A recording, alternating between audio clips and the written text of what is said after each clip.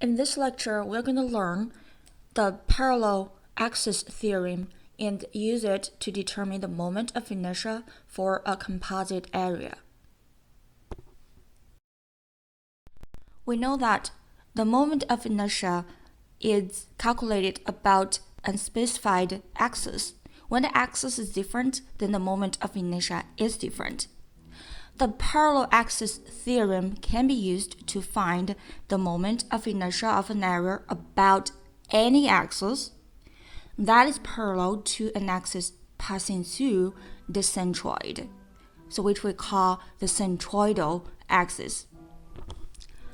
This theorem has many practical applications, especially when working with composite areas. So now let's take a look at an area is an arbitrary area here with a centroid C. We locate a centroid, and this centroidal axis, x prime and y prime, are the axes passed through point C. Our goal is to calculate the moment of inertia about the x-axis or the y-axis. So x and y-axis are any axis, arbitrary axis. So now the x-axis is parallel to the x prime and y-axis is parallel with y prime axis. And the distance between the corresponding axes are dy. Dy is the distance from x to x prime, since it's along the y direction, so that's why we call it dy.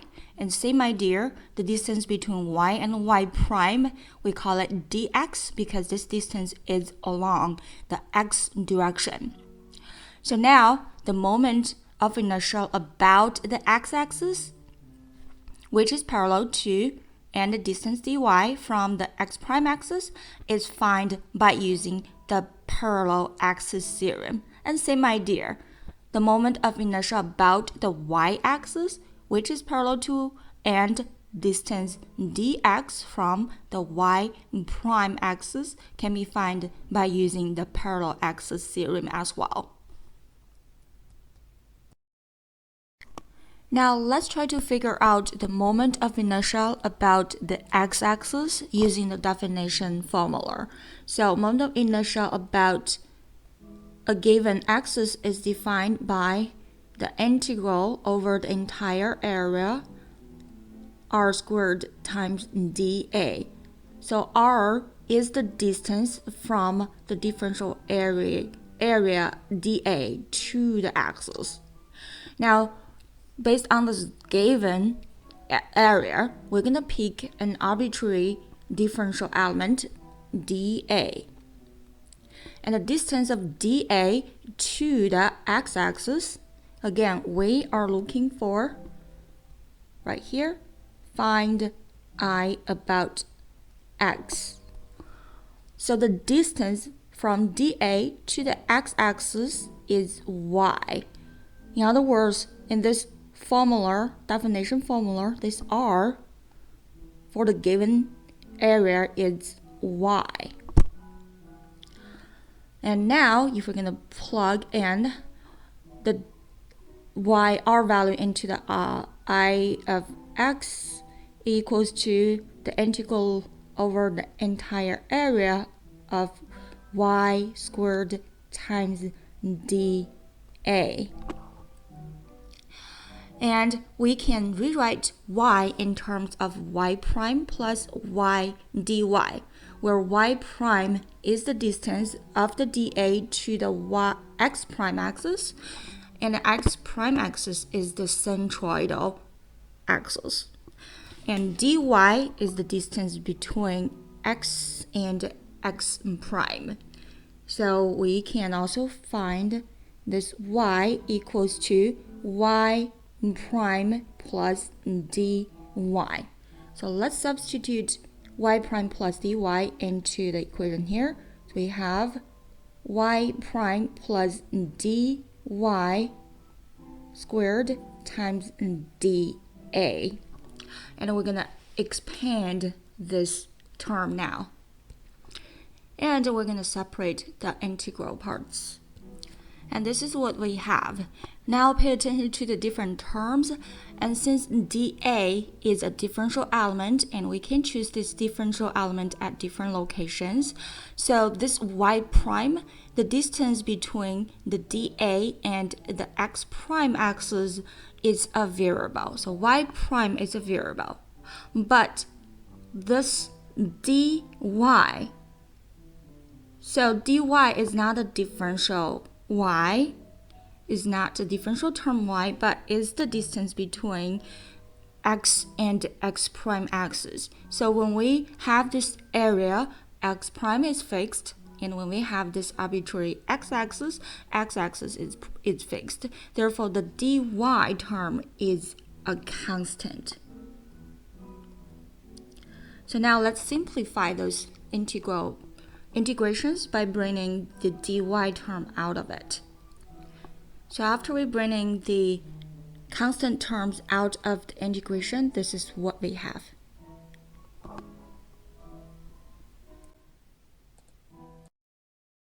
Now let's take a closer look at this I of x expression to see if we can further simplify it. First, let's take a look at this point C. Point C is the origin of this centroidal axis, x prime, y prime. And since we build up this x prime, y prime coordinate system by let them pass through this point C.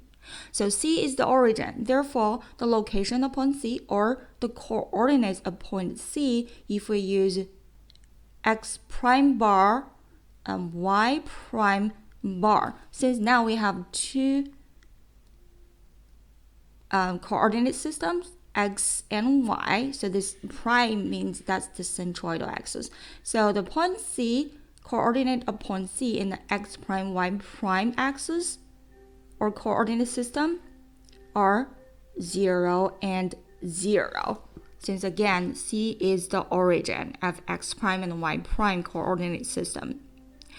And now, based on the definition of centroid, if we are looking for y prime bar, using the definition y prime bar equals to the integral of distance of dA to the axis, x prime axis, which is y prime, times dA divided by the integral of dA. And now we said y prime bar equals to 0. That means this whole expression equals to 0. And since the integral of dA, which will be the area, should not be 0, so the top expression, the integral of y prime times dA, must be equal to 0. So that means if you take a look at the I of x expression, that middle term we have 2 times dy times this integral part, and this integration equals to 0. Therefore, this entire expression should be 0. And next, let's take a look at the first expression, the integration of y prime squared times dA integrate over the entire area. If you recall the definition of moment of inertia, I about a given axis equals to the integral of r squared times dA. Now this y prime term is the distance from this dA to the x prime axis. So based on the definition of the moment of inertia, this first expression integration is the moment of inertia about the x prime axis. So it's x prime axis is the centroidal axis, so we give it a special special symbol, which is the bar on top. This means is the moment of inertia about the centroidal axis. So I bar, okay, I x prime bar, moment of inertia about the x prime axis. So you can write that. This is the moment of inertia about the centroidal axis. Now the third expression, the integral of dA will be the area a and dy is a constant. Therefore, we can have dy squared times a. So is a constant term. Therefore, I of x, the moment of inertia about any given axis, which is parallel to the centroidal axis x prime, equals to the moment of inertia about the centroidal axis I bar plus d squared times a, where dy or d is the distance between those two parallel axes.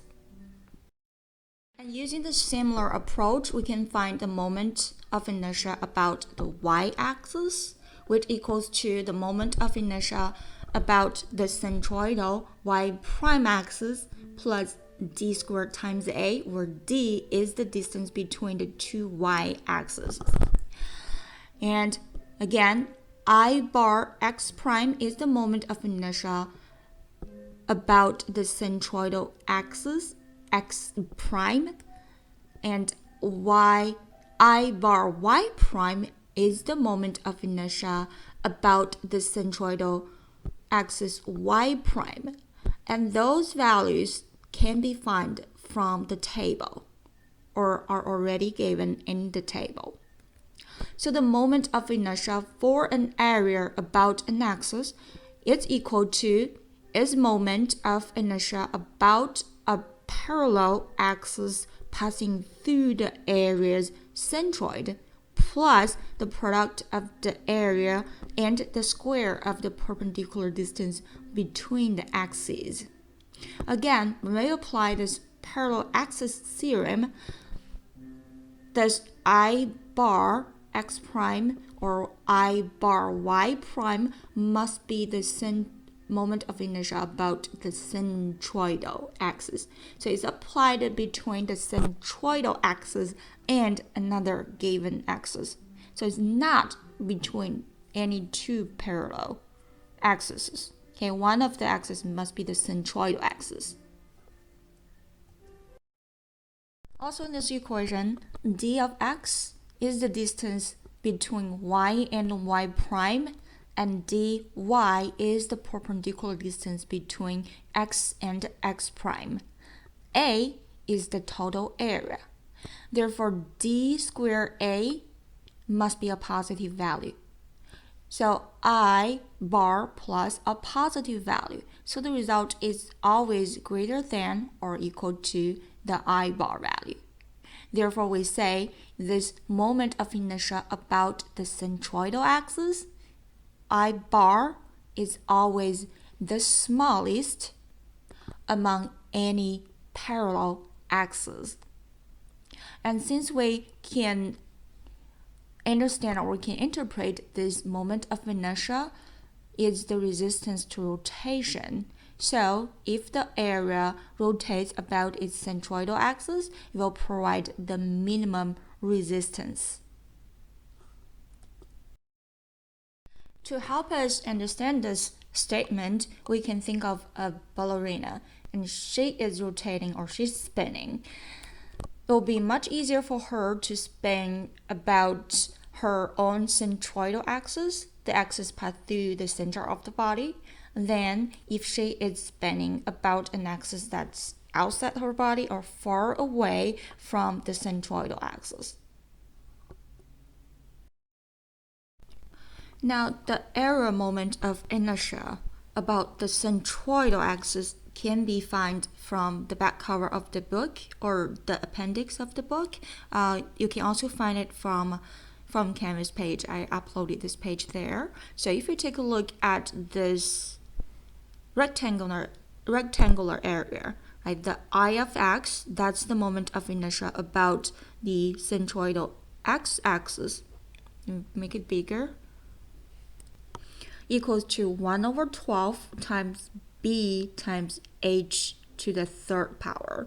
So b now is the width or length of the side that is parallel to the axis, and h is the side that is perpendicular to the axis. Same idea for I of y. The moment of inertia about the centroidal y-axis is 1 over 12 times h now, hb to the third power. So again, you just need to remember is the side b is the side that is parallel to the axis, and the other side will be the to the third power. So again, for the y will be h times b to the third power.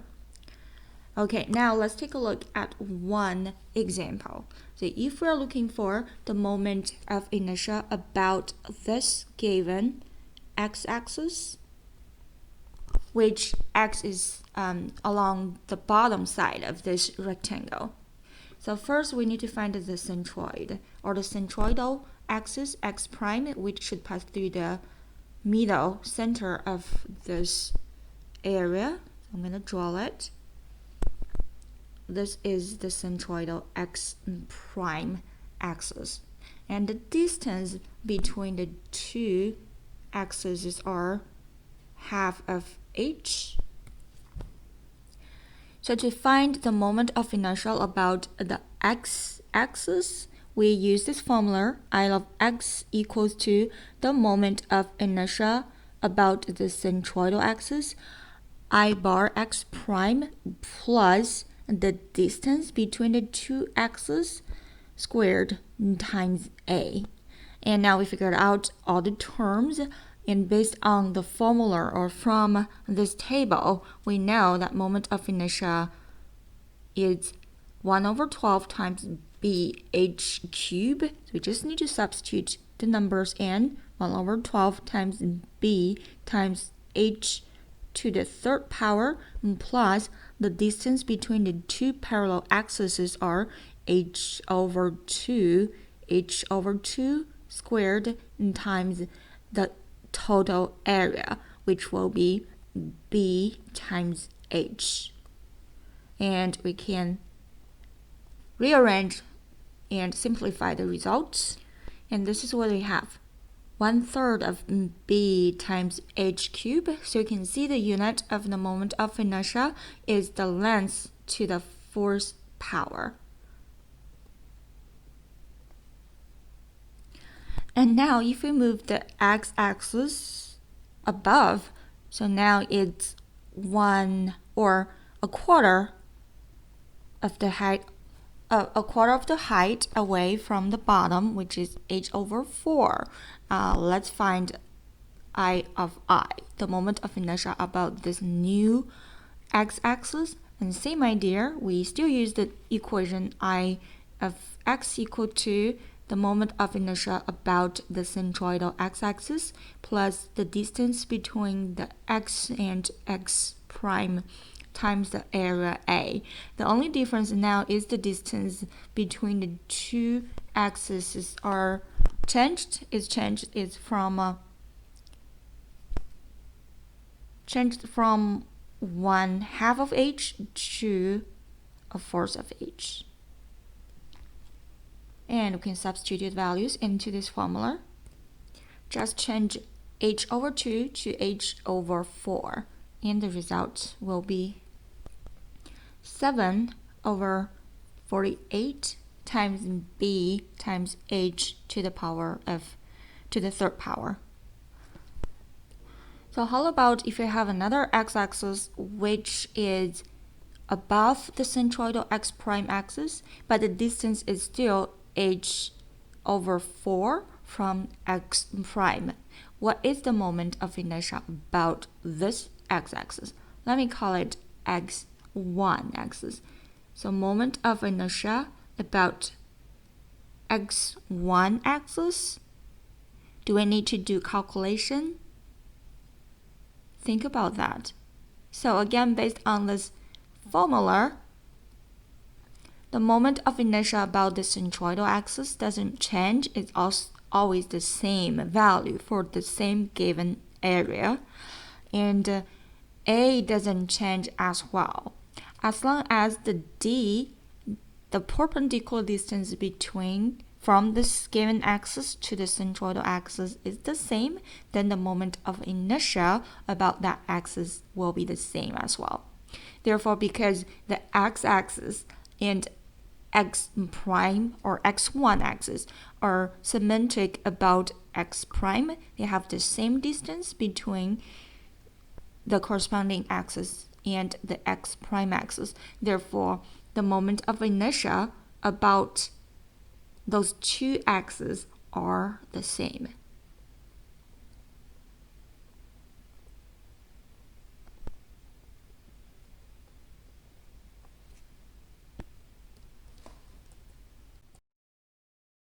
So what is the purpose of defining this parallel axis theorem?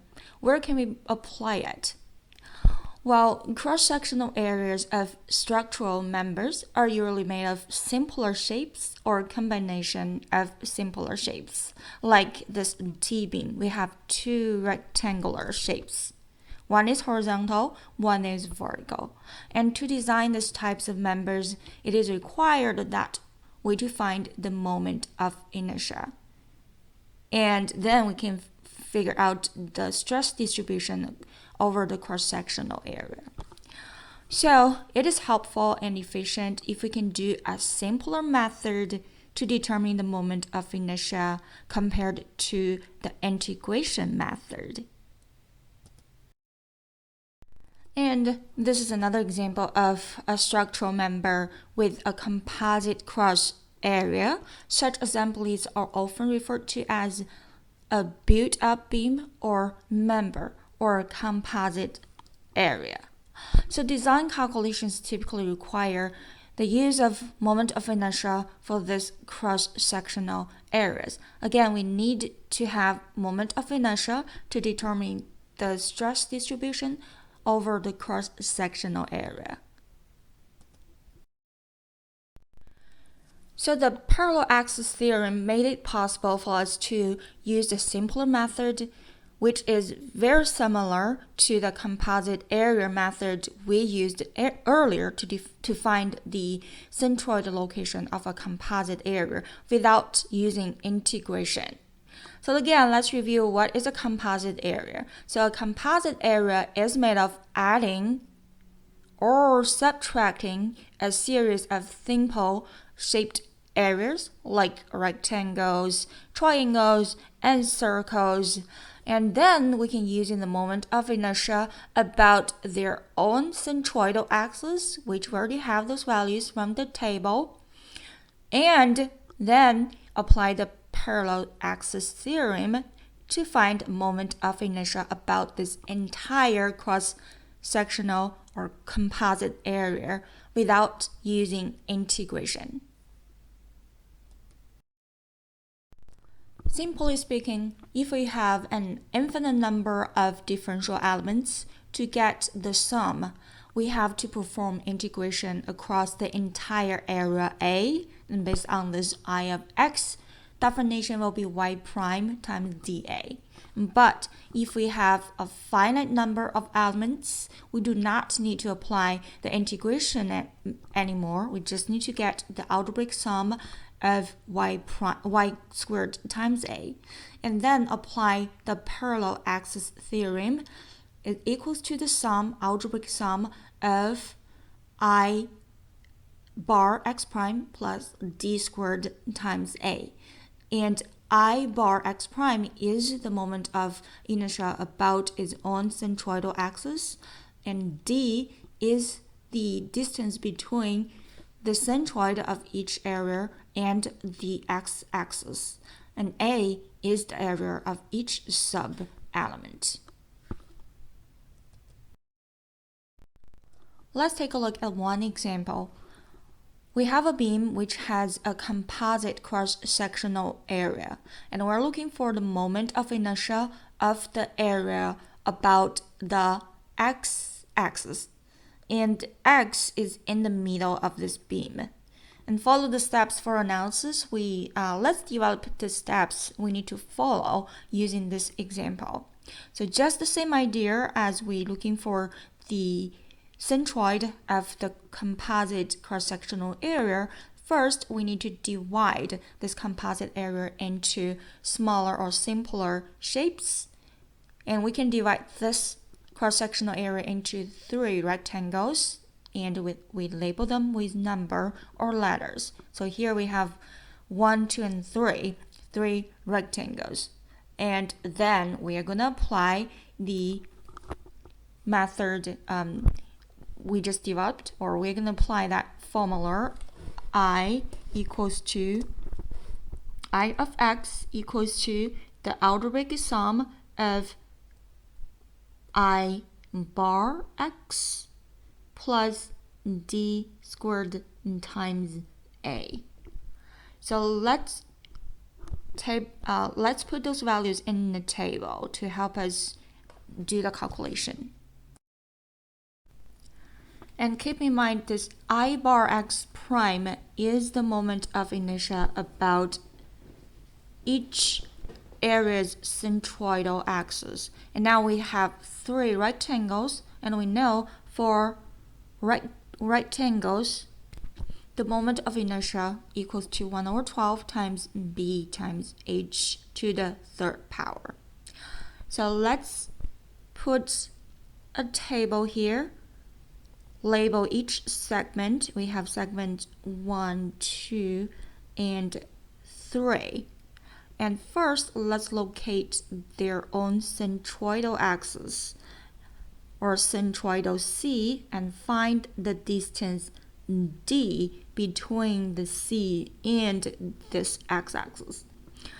So for the first area of number 1, this rectangle, the centroid is located here in the middle of in the center of the area. So if we call this C1,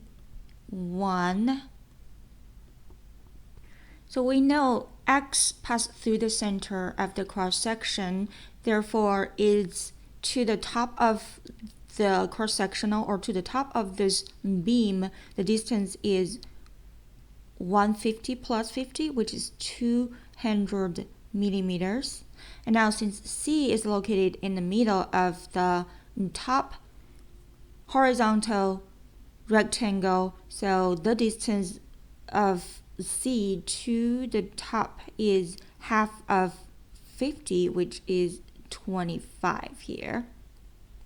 Therefore, from this point C to the x-axis, if we call this D1, and we're looking for the centroid of each area to the given axis. So this distance is the D we're looking for, and this D1 is 200 minus 25, which is 175 millimeter. So then we can put it into this table. D1 is 175, and the unit is millimeter. For area number 2, the centroid is in the center, and since x-axis passes through the center of the overall, which is also the center of the second area, this is C2. Therefore, the distance between C2 and the x-axis is 0. And next, area number 3. So area number 3 is the same as area number 1, and those two areas are symmetric about the x-axis. Therefore, it has exactly the same value here as area 1, which is also 175 millimeter. Next, let's find the areas A. So A1 again should be equal to A3 times 50, equals to 50 times 200, and this is 10 to the 4th power millimeter to the 4th power millimeter squared. And then area number 2 equals to 50 times height is 300, therefore is 1.5 times 10 to the 4th millimeter squared, and then we're going to put them into the table as well. And next, we're going to calculate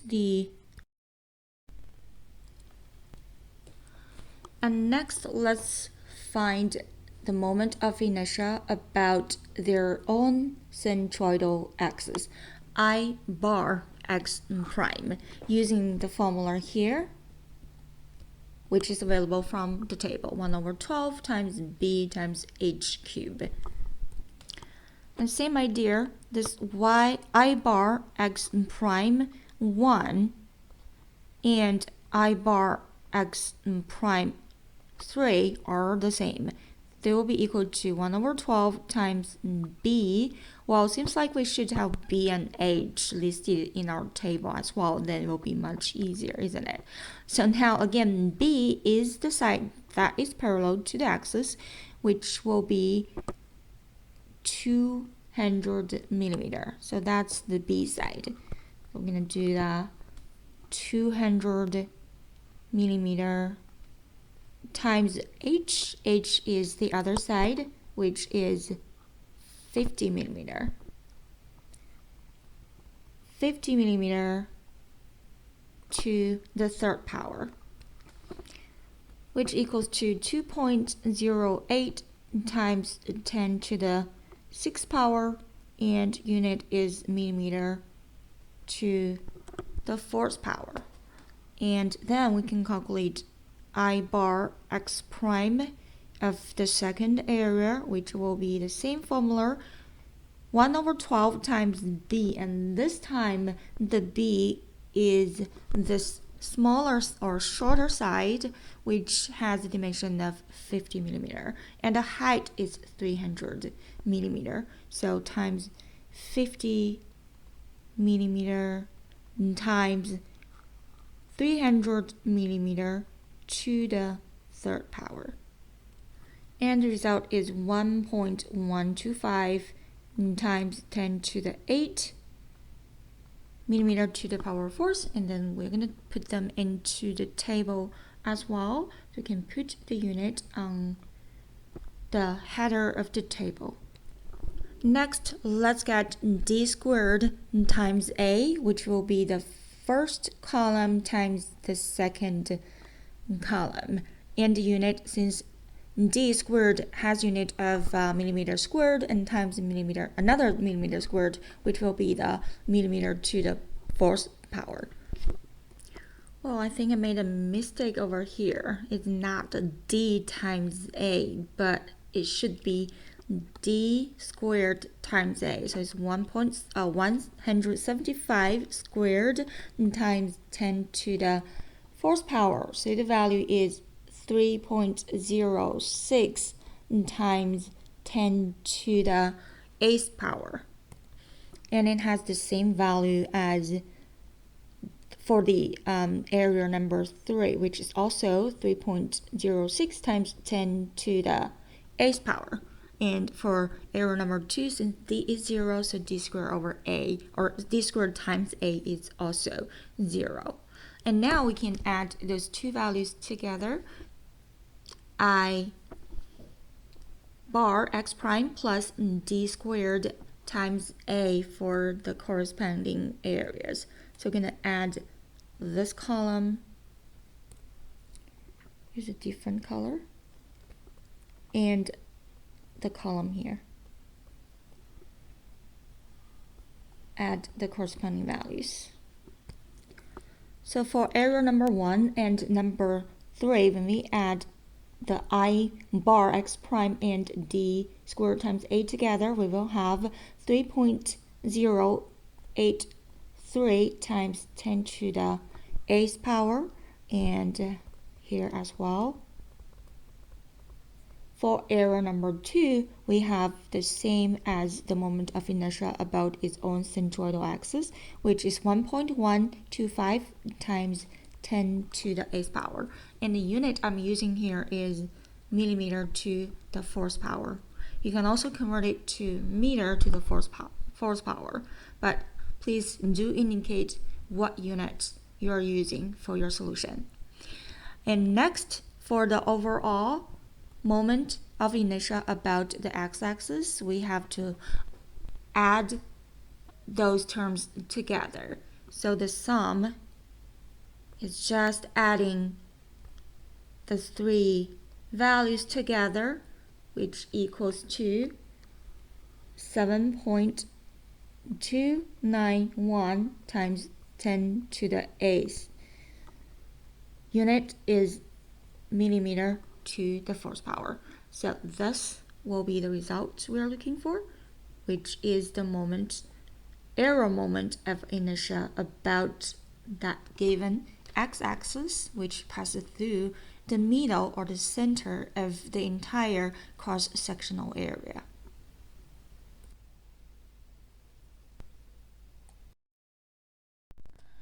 Now let's summarize the steps for analysis. Step 1, we divide the given area into simpler shaped parts. In this given example, we're going to divide the entire cross-sectional area into two parts. One is a rectangle, one is the circle. But since the circle is a whole, therefore we have to perform subtraction instead of addition. Step 2, locate the centroid of each part and indicate the perpendicular distance from each centroid to the desired reference axis. So in this example, we're looking for the error moment of inertia about the x-axis given here. Therefore, we're looking for the distance from each centroid to this x-axis shown here. Number 3, we're going to determine the moment of inertia of each simpler shaped part about the desired reference axis using the parallel axis theorem. This is the formula, and where I bar x prime is the moment of inertia about its own centroidal axis for this rectangular area and the circle here. And this I bar x prime formula can be located from the table, where you can find from Canvas or from the back cover of your book, times the product of d squared times a. The d is the perpendicular distance we figured out from step 2. And the last step, the moment of inertia of the entire area about the reference axis x, is determined by performing an algebraic summation of the individual moment of inertias obtained in step 3. And also, if we have a hole here from the cross section, we have to perform subtraction instead of addition. Couple of important points you need to keep in mind when using this parallel axis theorem. First of all, the parallel axis theorem for an area is applied between an axis passing through its centroid and any corresponding parallel axis. Second, the moment of inertia of a composite area equals to the algebraic sum of the moment of inertia of all of its parts.